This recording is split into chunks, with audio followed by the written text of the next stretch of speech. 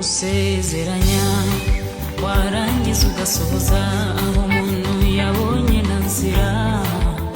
wowe uzifite nyinshi mana ubikora utitaye